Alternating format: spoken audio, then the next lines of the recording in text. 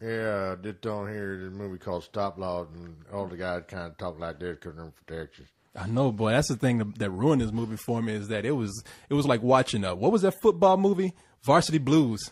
Oh yeah, yeah. So Varsity Blues was actually realistic to Texas. Well, no, this was okay. You know what? We already talked about this, but this movie got Texas, but not the accents. But what did he have in his mouth? Whose Yahoo did he have in his mouth while Ryan he was Phillippe? doing all of his lines for that movie? Right now, you say that, but like the security guard at the theater I saw it at always has a chaw in his mouth, and he talks that way. Except that this guy didn't have a chaw in his mouth. He just talked that way. He just talked. You know what? Probably he when he was like he had a chaw in his mouth. Probably when he was studying the dialects, he always talked to guys who had a chaw in their mouth, and he never saw them spit. Did this do the other stuff too? Though, was there a line dancing scene? Was there someone in a sombrero at one point? There was no sombrero, but there was a line dancing. Yeah, there was. Yeah, because that's what we all do. I would like to tell everybody who's not from Austin that for the most part we don't do any of that cowboy shit here. Now hold on. Now this movie was set in Brazos, right? Not in Austin. Austin is a small little bubble of altered reality in Texas. True.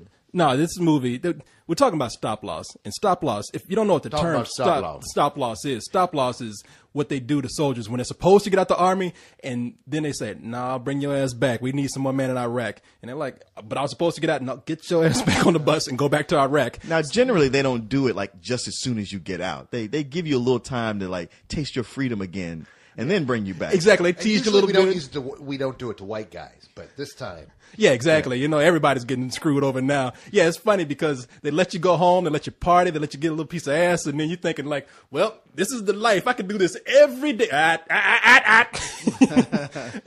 And so you got to go back. So a lot of soldiers now, it's like in the thousands, are going back. So this director, Kimberly Pierce, who did Boys Don't Cry, apparently I think she has a brother over in Iraq and thought that this was an important thing to address.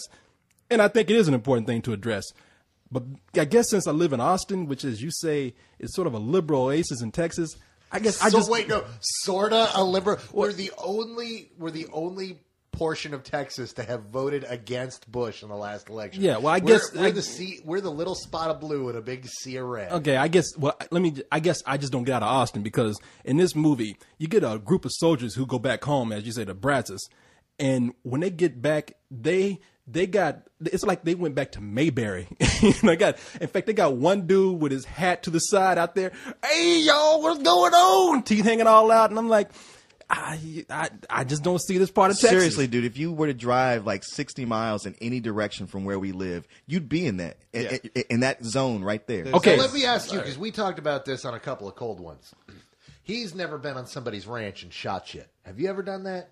Man, we don't do that shit. First off, I don't go to ranches, and if I'm on a ranch and there's a shotgun going off, I'm hiding because I'm pretty sure sheets and torches and pitchforks are coming out next. I shot cans. We've blown up cars. Yeah, no, you go out there and you shoot. There's several sequences where they're sitting out there drinking, shooting shit, and Korey's trying to tell me that's so unrealistic. No, that's not unrealistic. No, it's not unrealistic. I've had friends like that, but here's the key to that, because white people, y'all are used to having stuff. Having nice stuff, so much to the point that you get bored and you think nothing of destroying it. We still fighting to get those things. Exactly. There's a scene in this movie where they bring a nice vacuum cleaner. They bring a high def television out and they just like, let's blow it up. We like, no, if the most we're gonna do is pawn that shit. I mean, we want to get rid of it, we're gonna get paid for it. No, that's what white people do. I mean, look at our government. We buy stuff and then we blow it up. That's what we do. Pretty much. We arm the world and then we go over with bigger arms and blow them up. No, we don't. No, we don't. Well, we don't want it to be an unfair fight. We don't go to ranches to shoot things. We go to the Fifth Ward in Houston or South Central LA, and then we shoot people. Yeah, but then you shoot at each other. Yeah. See, we try to avoid hitting other people. No, other white people. No, a can can't move. We like our targets to be running. We like your targets to be Korean. Exactly. We like the most deadly game. We like to go after the human targets. We want a challenge. Oh yeah, fair enough. But I had no problem with that. I mean, like all the Texas stuff, and the accents. I'm like, hey, they're going to get actors from everywhere. They aren't going to have accurate Texas accents. I'm used to that not being the thing. You mean Ryan Phillippe isn't from Texas? The thing is with Ryan Phillippe, it's like this dude has come a long way. Because I remember for years, I thought he was just like another Keanu Reeves, just like a pretty boy, terrible actor. He's a much better actor now. He ain't great, and his accent ain't great, but he's better. No, I like Ryan Phillippe. He was in that movie with Chris Cooper a while back. Yeah, Breach. Breach, yeah. I mean, I have no problem with him, and I really don't have any problem with this movie. I don't know what it is about this movie though that is making me hold back because You know what? Because I had the same feeling coming out of it. I'm like, it's somewhere in the middle for me, where like there's some things about it that's good, but it's never great, and it tries to cover too much ground. It's like it's covering stop loss, but it's also trying to cover the mistreatment of veterans and all these PTSD. And PTSD. And it's like, you need to be a little bit less ambitious and just stick to the plan. Plus, at the moment, like you're following it, and I think it's got a really good opening. Like for the first half, it's pretty good. The moment that he busts loose. And like he doesn't just like go home and decide like I ain't going back. He has like a full on fight a couple of dudes, break out, steal a Jeep, and get on the run. No, he did some James Bond shit. Yeah, he did. And that took me out the movie because I wasn't real. In fact, when I saw him walking with those two guards, I was like, oh shit, he's supposed to pull some James Bond shit. And sure enough, he broke free and stole a truck and drove off. And honestly, from that scene there, and then the one where he fights the gang that ripped him off, I'm like, you know what? This could have just been a straight out action movie. Yeah, no, they could have cast Bruce Willis in Should have this. gotten all First Blood with it, Pretty much. Well, my problem with the film is it's just too goddamn heavy.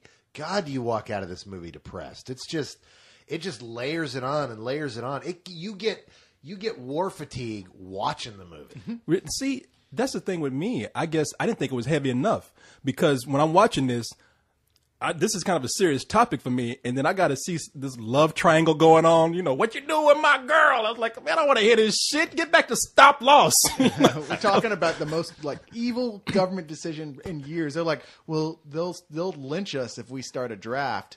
What if instead of drafting people who haven't actually been to Iraq yet, we just fuck the soldiers who've already been? And that's what they do. I'm just thinking, man. You said Ryan Phillippe is Bruce Willis. They should have done that. They should have just had Ryan Phillippe they should have had him like take a jet and just fly to Hawaii or something. They should have had him steal a jet and go to Canada. He's like, fuck y'all, I'm gone. Well, that would have been great. But also, okay, this is going to be an unpopular opinion. Yeah. But I was glad they would stop loss in those guys because they came back over here with PS PTSD. Yeah, and they're all having war flashbacks and hitting their women and shit and drinking and shooting everything. I'm like, you don't fit in our society anymore. Best you get back on over there You to know what we Iraq. need to do with those guys? We need to give them websites and call them animators. As a matter of fact, they shouldn't even sent them to Iraq. They should have sent them to like some secret war going on, like on Mars or something. Exactly. Because they were crazy when they got back. Yeah. One dude was digging a trench in his front lawn. Another dude, they're going through the town breaking windows and shit. Hold on. Yeah. Do you guys have any friends that are coming back from Iraq? Man, I got a relative in Iraq. I got a nephew. Yeah, I got a couple relatives. I